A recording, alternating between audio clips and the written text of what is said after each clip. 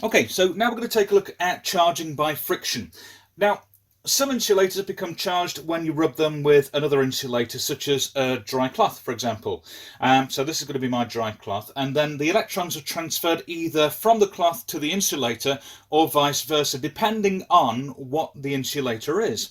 Okay, so we're going to use two insulators here. This is my polythene rod, and this is my perspex rod. Now, in theory, if I was to rub this polythene rod with the cloth, I should have a transfer of electrons from the cloth to the polythene rod. So let's try and charge up the polythene rod.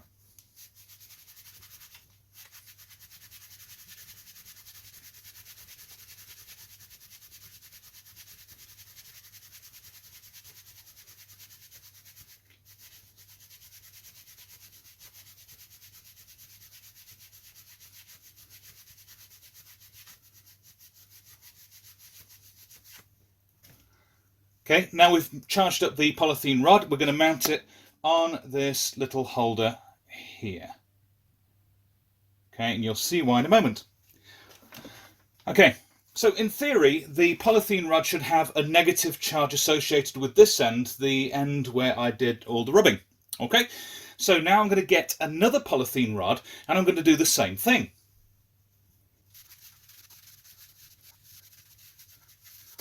Okay, so in theory, I should have a negative charge here and a negative charge there. What happens when you put like charges together?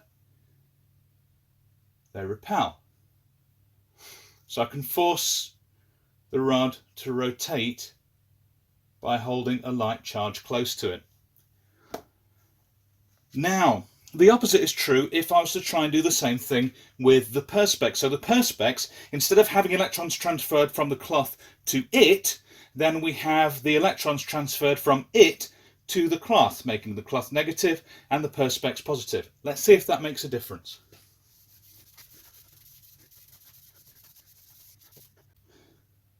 So in theory now I should have a positive perspex rod and a negative polythene rod. So let's see if that makes a difference. Remember before it repelled, this time it attracts.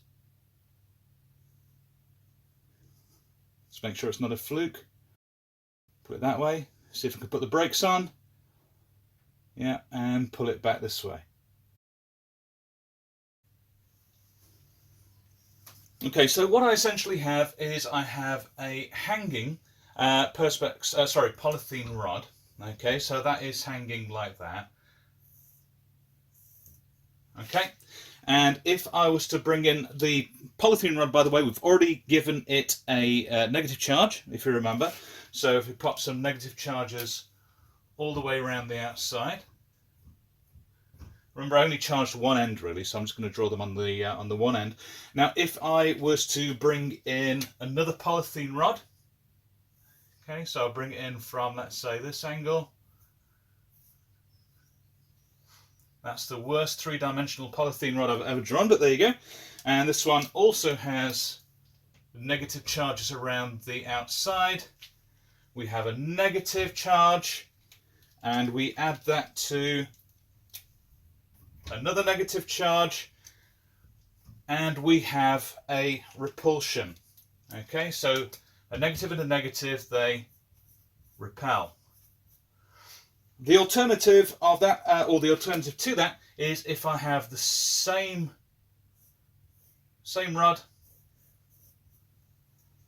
and this time instead of bringing in another polythene rod, I bring in a perspex rod. So this time, there we go. That's still a terrible three-dimensional drawing. So here we have negatives as before, and on this one we have positives. Okay, and in this case we have a positive and a negative, so we add those two together and we end up with an attraction. So in this situation, the rod will move away, and in this situation, it will turn towards